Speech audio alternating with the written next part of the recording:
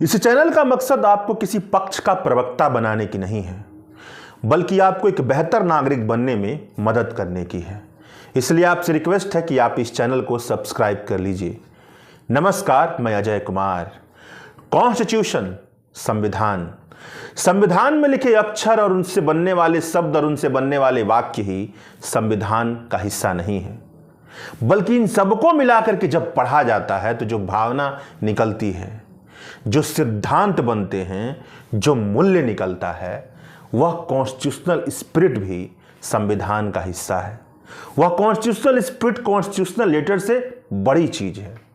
जब डॉक्टर अंबेडकर यह कहते हैं कि हर एक व्यक्ति को एक वोट देने का अधिकार मिला है और यह राजनीतिक आजादी तब तक सार्थक नहीं होगी जब तक सामाजिक न्याय न हो, जब तक आर्थिक न्याय न हो, तो यह जो बात है कॉन्स्टिट्यूशन में कहीं नहीं है, लेकिन कॉन्स्टिट्यूशनल स्पिरिट से यह बात निकलती है जिसको डॉक्टर अंबेडकर बता रहे हैं। समानता, स्वतंत्रता, न्याय, बंधुत्व, धर्मनिरपेक्षता, यह सारी चीजें क्या हैं? यह कॉन्स्टिट्यूशनल स्पिरिट का हिस्सा है। और अगर कॉन्स्टिट्यूशनल स्पिरिट टूट रहा है तो निश्चित है कि कॉन्स्टिट्यूशन भी एक न एक दिन खत्म होगा। और हकीकत है कि जब से भारत आजाद हुआ है तब से लेकर अब तक कॉन्स्टिट्यूशनल स्पिरिट को बहुत ईमानदारी के साथ किसी भी पॉलिटिकल पार्टी ने नहीं अपनाया है। 2014 के बाद जो माहौल बना है उसमें कई सारे लोग यह कहते हैं कि भाजपा संविधान के खिलाफ काम कर रही है, संविधान को तोड़ने का काम कर रही है। मगर बड़े ध्यान से आप देखेंगे तो अन्य पॉलिटिकल पार्टियां बहुत लंबे समय से यह काम करते आई हैं और भाजपा ने उसको और आगे पहुंचा दिया है। अन्य पॉलिटिकल पार्टी ने भी कुछ भी नहीं किया। आप बिहार का चुनाव देखिए। बिहार के चुनाव में सबसे बड़ा मुद्दा क्या था? किस आधार पर गोलबंदी हो रही थी? चेहरों के आधार पर। नीतीश कुमार, तेजस्वी यादव, नरेंद्र मोदी, राहुल गांधी, चेहरों के आधार पर। और दूसरा, जाति का समीकरण। इस आधार पर पॉलिटिक्स हो रही थी और इसी आधार पर विश्लेषण करने वाले विश्लेषण कर रहे हैं। क्या यह कॉन्स्टिट्यूशनल स्पिरिट के हिसाब से है? भारत एक संसदीय प्रणाली वाला देश है, चंद शहरों में समेट दिया गया। यह बात आज तक ना यूट्यूबर मीडिया वालों को समझ में आया, ना कॉर्पोरेट मीडिया वालों को समझ में आया।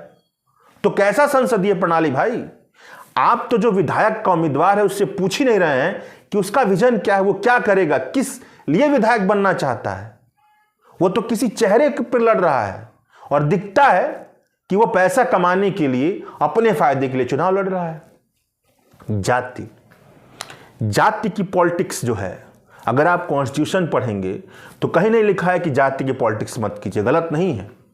लेकिन जो जाति की पॉलिटिक्स, जाति का समीकरण और जो नुमाइंदगी, केवल किसी जाति से आने वाला कोई भी व्यक्ति आ जाए, चुनाव लड़े, हम कह दें सोशल जस्टिस है, यह पूरी तरह से कॉन्स्टिट्यूशनल स्पिरिट के खिलाफ है। सोशल जस्टिस का मतलब होता है सामाजिक न्याय। जो वंचना की स्थिति में है उसके लिए, उसके उत्थान के लिए ठोस तरीके से बात करना और यह बताना कि आप उसको आगे बढ़ाने के लिए क्या करेंगे, विजन क्या है। क्या यही विजन है कि निचली जाति से आने वाले किसी व्यक्ति को उठा करके मंत्री पद पर बैठा देंगे और कहेंगे देखिए सामाजिक न्याय हो गया? ये कॉन्स्टिट्यूशनल स्पिरिट के खिलाफ है, रिप्रेजेंटेशन पॉलिटिक्स का भद्दा मजाक है। होना तो यह चाहिए कि उसके भीतर उत्थान हो और अपने आप लीडरशिप आगे बढ़े, विकास इस तरह से हो, उसके लिए ठोस योजना बताई जाए कि वह जो मुसहर जाति से आने वाला समाज है वह कैसे आगे बढ़ेगा। वो 34% आबादी जो बिहार में 6,000 रुपए से कम कमाती है, उसको आगे बढ़ाने के लिए क्या ठोस योजना है? इस पर कोई बहस नहीं। क्या नीति है कि आप उसको आगे बढ़ाएंगे? क्या रोड मैप है कि आगे बढ़ाएंगे? कोई बहस नहीं। केवल इस पर बहस कि किस जाति से किसको टिकट मिल गया और टिकट के पीछे भी किसने कितना पैसा दिया, ये सारी बातें हो रही। जबकि इसको सिरे से कम मीडिया वालों को तो खारिज करना ही चाहिए था, खुल के बोलना चाहिए था कि यह सारी पॉलिटिकल पार्टियां कॉन्स्टिट्यूशनल स्पिरिट के खिलाफ काम कर रही हैं, संवैधानिक भावना के खिलाफ हैं। खुल के बोलना चाहिए था कि संविधान के खिलाफ है। कोई नहीं। आप हार जीत का मुर्गा लड़ा रहे हैं, किसी ना किसी पार्टी की तरफ से बैटिंग कर रहे हैं, गोलबंदी कर रहे हैं और आप चाहते हैं कि संविधान लागू हो पूरे भारत में, लोग उसको समझे तो बिल्कुल नहीं समझने वाले, क्योंकि आपकी बहसें वैसी नहीं है, कॉन्स्टिट्यूशनल स्पिरिट के साथ नहीं। आगे आइए, एक मामला आया अनंत सिंह का, बाहुबली का। बहुत फैला यह मामला बिहार चुनाव में, लेकिन कैसे? उसके बरक्स जो व्यक्ति था वह चुनाव जीत जाए, इसको लेकर के बहुत ज्यादा बवाल मचा। यादवों के गोलबंदी हो जाए उस अनंत सिंह के खिलाफ, इसको लेकर के बात चल रही थी। यह नहीं चल रहा था कि बिहार में क्रिमिनलाइजेशन ऑफ पॉलिटिक्स किस कदर हावी हो चुका है, इसको कैसे हटाया जाए, इसको लेकर बहस नहीं है। बहस यह है कि उस एक व्यक्ति पर जो आरोप लगे हैं, किसी व्यक्ति यादव नाम के, बाहुबली दुलार चंद यादव की हत्या के, उसकी वजह से यादवों की गोलबंदी हो रही है, नहीं। असली सवाल यह था। इस सवाल का जवाब आपको मिल जाएगा, मिलने वाला नहीं। कॉन्स्टिट्यूशनल स्पिरिट के खिलाफ बहस मीडिया में, कॉन्स्टिट्यूशनल स्पिरिट के खिलाफ पॉलिटिक्स। बहस तो यह उठना चाहिए था कि क्रिमिनलाइजेशन ऑफ पॉलिटिक्स आज भी क्यों, यह क्यों नहीं खत्म हो रहा है? पॉलिटिकल पार्टियों से ठोस सवाल क्यों नहीं? जितने चुनाव जीत करके आए हैं उनके बारे में रिकॉर्ड है कि गंभीर आपराधिक मामले तकरीबन 42% विधायकों पर दर्ज हैं, और एक औसतन संपत्ति एक विधायक की कितनी है? तकरीबन 10 करोड़ के आसपास, 9 से 10 करोड़ के आसपास। या वहां के राजनीतिक नेताओं का हाल है जिस राज्य की प्रति व्यक्ति आमदनी मात्र 5 से 6 हजार रुपए है। यह कैसे संभव भाई? इसीलिए कि कॉन्स्टिट्यूशनल स्पिरिट के खिलाफ पॉलिटिक्स हो रही है और उस पर सवाल जवाब खड़ा करने वाला कोई नहीं है। मुख्यमंत्री महिला रोजगार योजना कॉन्स्टिट्यूशनल स्पिरिट के खिलाफ योजना, पहली किस्त में 10,000 रुपए आप दे रहे हैं, कौन सा रोजगार उससे खड़ा हो पाएगा?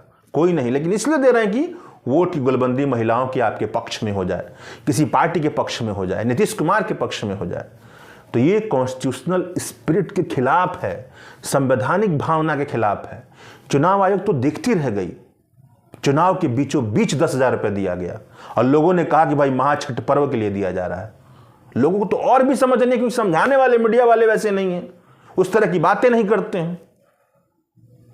परिवारवाद पूरे चुनाव भर यह मुद्दा रहा कि राजकुमार लोग सत्ता में ना आए। नरेंद्र मोदी कहते रहे कि ये लोग सत्ता में आएंगे, राजकुमार लोग केवल सत्ता हथियाना चाहते हैं, लूटना चाहते हैं। और जैसे चुनाव जीत करके मंत्री बनाने की बारी आई तो 26 मंत्रियों में से 10 परिवारवाद का हिस्सा हैं, किसी ना किसी परिवारवाद से जुड़े हुए हैं। एक मंत्री साहब तो ना एमएलसी है ना एमएलए हैं, केवल किसी नेता के लड़के हैं, दीपक प्रकाश जी, उपेंद्र कुशवाहा के तो मंत्री बन गए। कॉन्स्टिट्यूशनल स्पिरिट के खिलाफ नरेंद्र मोदी ने जितने भाषण दिए उसका अधिकांश हिस्सा, जो बातें थी, करने का सलीका था, कॉन्स्टिट्यूशनल स्पिरिट के खिलाफ। 20 साल में नीतीश कुमार ने क्या किया, कोई रिपोर्ट कार्ड नहीं पेश किया गया। 20 साल पहले की जो सरकार थी उसके बारे में बातचीत हो रही है, मीडिया वाले भी उस बातचीत को फैला रहे हैं कॉन्स्टिट्यूशनल स्पिरिट के खिलाफ। आप रिपोर्ट कार्ड पेश कीजिए कि आपने किया क्या 20 साल। ये देश का प्रधानमंत्री कर रहा है संवैधानिक भावना के खिलाफ। जो विपक्ष के बड़े बड़े नेता हैं वो सोशल जस्टिस की पार्टी अपने आप को कहते हैं कि सामाजिक न्याय की पार्टी वाले लोग हैं, और उनके जो चेहरे हैं परिवारवाद का हिस्सा, कॉन्स्टिट्यूशनल स्पिरिट के खिलाफ। और जब इस तरह से संवैधानिक भावनाएं तोड़ी जाएंगी तो संविधान एक ना एक दिन निरर्थक साबित होगा ही। और आज भी बहुत बड़ी आबादी के लिए संविधान निरर्थक है, क्योंकि उसके सामने वैसे एग्जाम्पल नहीं है जो संवैधानिक हों, जो उसको दिखें। शुक्रिया।